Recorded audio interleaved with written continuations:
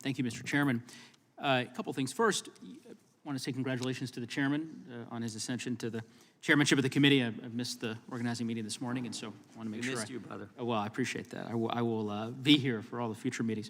I also want to say thank you to the acting ranking member, my colleague from Texas, Ms. Escobar, for her leadership during, of course, a very difficult time for the country and for her community in El Paso, and we are all grateful for her service to the country, the caucus, and to her community that I have visited and that I look forward to visiting again.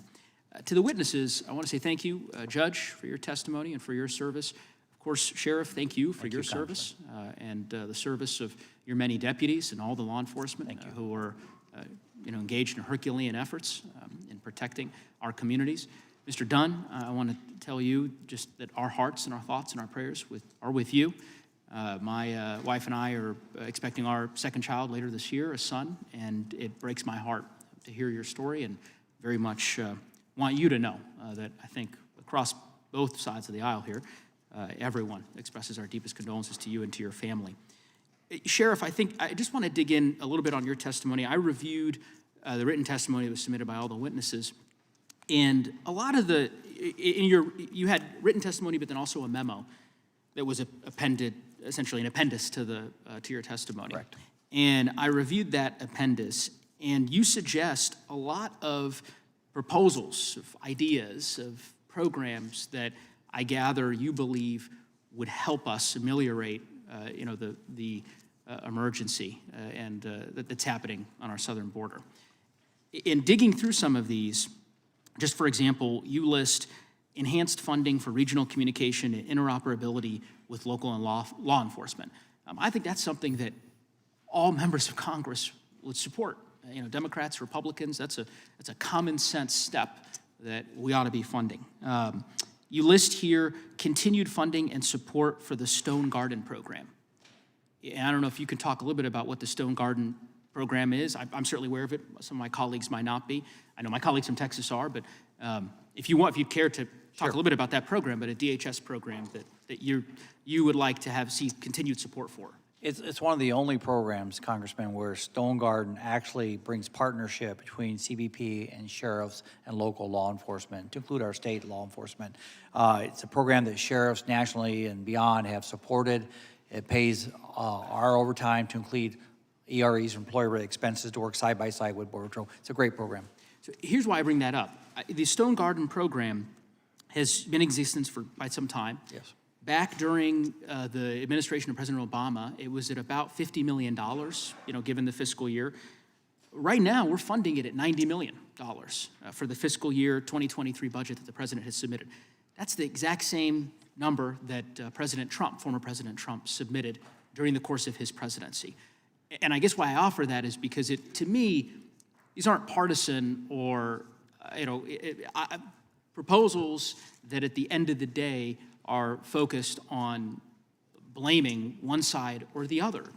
This is an example of something that President Biden has continued to do to support, and I presume you support that he's continued funding for the Stone.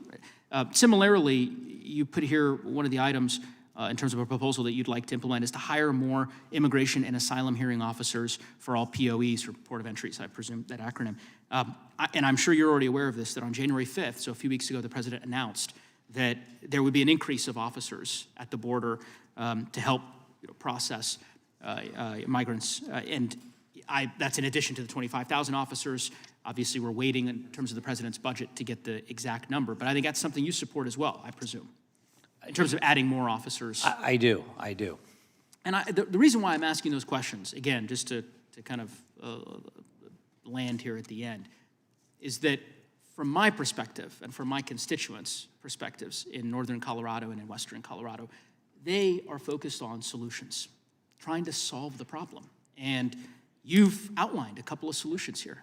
And I'd love to be able to have a thoughtful conversation with my colleagues on the other side of the aisle about these different prescriptive proposals and get to a place where we can find consensus. But unfortunately, at least as I've gathered from the parts of the hearing that I've heard, it's a lot of heat from some of my colleagues, unfortunately, about blame and sort of characterizing the problem instead of solving the problem. So I'm hoping that we can get to that. And with that, I'd like to yield my remaining time to the ranking member. Thank you, Mr. Neguse. 2 quick points.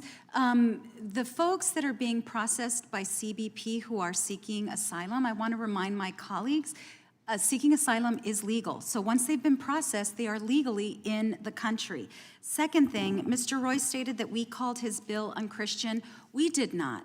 We are quoting his colleague from Texas in the Republican conference, Mr. Tony Gonzalez. He is the one who called Mr. Roy's bill unchristian. And then finally, I would like to ask my colleagues not to slander the U.S. Conference of Bishops, Catholic Charities, and the Catholic Church, as one of our Republican colleagues did just moments ago. Thank you. I yield back. Gentleman from Texas is recognized. Mr. Nels. Thank you, Mr. Chairman. I'd like to thank the witnesses for being here. And it is no secret, quite honestly, it's self-evident. We are facing the worst border